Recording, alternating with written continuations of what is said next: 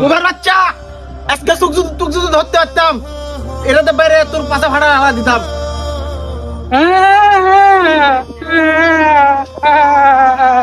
বুবার ঘরের বুবা, আর একদিন যদি তোরে গাছের নিচে দেখি, সেদিন তোরে গাছের সাথে বাইন্দা পিটামো।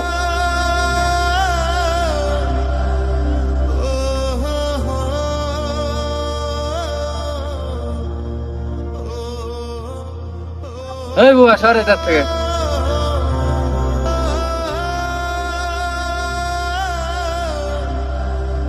না কইছি ময়না কাপড় চোর পরে আমার সামনে আসবো, তোর গায়ের গন্ধ আমার সহ্য হয় না, এটা বুঝিস না তুই?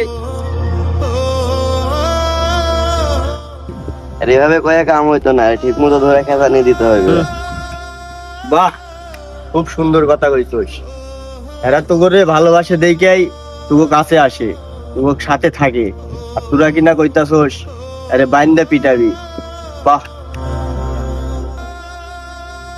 তাহলে তুই তোর লাগে রাখ, গায়ের থেকে কি গন্ধ বেড়াই তুই দেখেছো? এক শার্ট পরে সবসময় ঘুরে বেড়াই।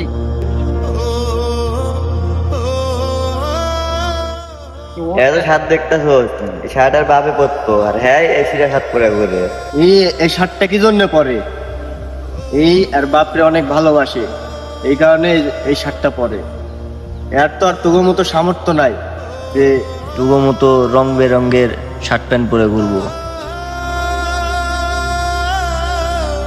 এই যে বাবা দেখে অসহায় দেখে তোরা কি এক মানুষ মনে করিস? তোরা কি জানোস না, বাবা হলেও তোকে না বলতে পারলেও কানে সবই শুনে। এই যে তোরা এত কথা কইস, মনে কষ্ট লাগে না?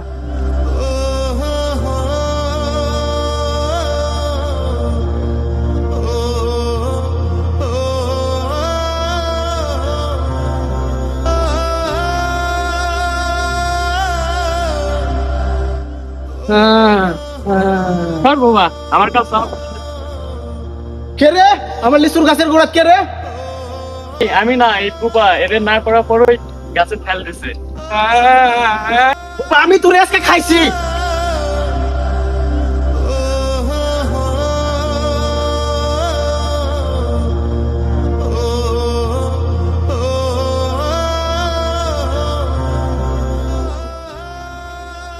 আমি একজন বোবা।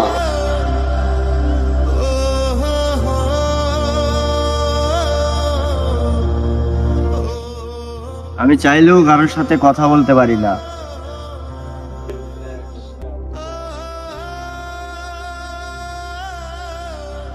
সবারই তো মন আছে, আমারও মন আছে। তার মানে এই নয় আমি বোবা দেখে আমার মনও বোবা।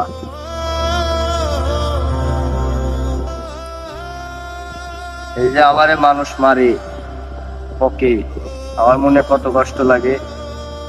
আমি চাইলেও মুখ ফুটে একটা কথা বলতে পারি না।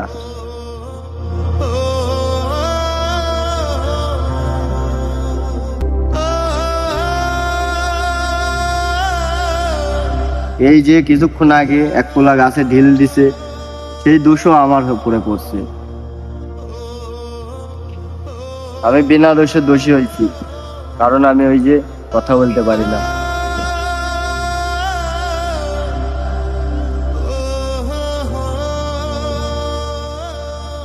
এতে যে কত কষ্ট হয় সেটা একমাত্র আমি বুঝি। এই যে আপনারা এত অবহেলা করেন, আমি কি বোবা হয়ে জন্ম নিয়ে ভুল করেছি? যদি ভুল করে থাকি তাহলে সবাই মিলে দোয়া করেন যাতে আল্লাহ আমারে উঠায় নেয়।